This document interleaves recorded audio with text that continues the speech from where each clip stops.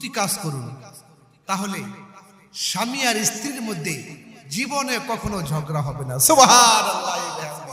আজকে স্বামীতে স্ত্রীতে কি ঝগড়া, স্বামী আর স্ত্রী ঝগড়া লেগে আলাদা বিছানায় শুয়েছে, স্ত্রী এক খাটে স্বামী আরেক খাটে। কি বলেন, স্বামী আর স্ত্রী কি আলাদা খাটে শুবে না, একসাথে শুইতে হবে, একই বিছানায় ঘুমাবে, মাঝখান দিয়ে কোনো ফাঁক রাখতে পারবে না।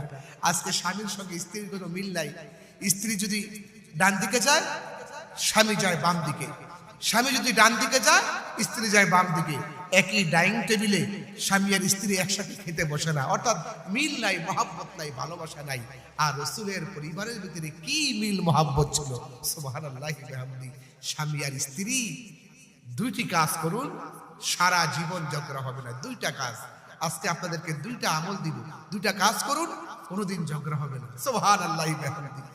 আম্মা জান আয়েশা বলছেন, আমার রসুল আমাকে কত ভালোবাসতো আর রসুলকে তার স্ত্রীরা কত ভালোবাসতো।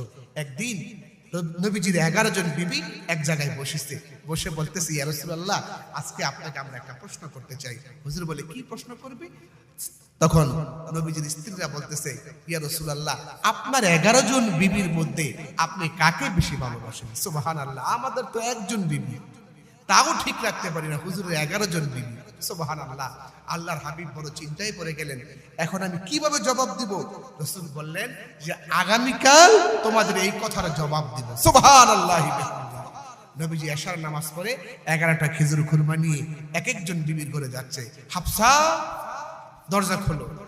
দরজা খুলে দিয়েছে, কি হুজুর, আপনি কি আমাকে বেশি ভালোবাসেন?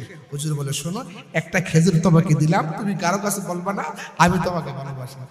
গেছে হযরতে সাউদার কাছে, সাউদা দরজা খোলো। হযরতে সাউদা আম্মা জান দরজা খুলে দিয়েছে, ইয়া রাসূলুল্লাহ, আমাকে বেশি ভালোবাসেন? হুজুর বলে, হ্যাঁ, আমি তোমাকে ভালোবাসি, একটা খেজুর তোমাকে দিলাম, তুমি কারো কাছে বলবো না। কয়, না হুজুর, আমি কারো কাছে বলবো না। গিয়েছে হযরতে সাফিয়া রাদিয়াল্লাহু তাআলা আনহা আম্মা জানের কাছে, সাফিয়া দরজা খোলো। সাফিয়া দরজা খুলেছে, হুজুর কি খবর, আমাকে ভালোবাসেন? হ্যাঁ, তোমাকে ভালোবাসি, একটা খেজুর তোমাকে দিলাম, তুমি কিন্তু কারো কাছে বলবো না। না হুজুর, আমি কারো কাছে বলবো না। গিয়েছে হযরতে আয়েশার কাছে, আয়েশা দরজা খোলো, একটা খেজুর তোমাকে দিলাম, তুমি কিন্তু কারো কাছে বলবো না। কয়, না হুজুর, আমি কারো কাছে বলবো না।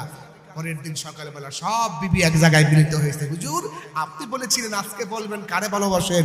হুজুর বলেন, হুজুর বলছে, গতকাল রাতের বেলা, গভীর রাত্রে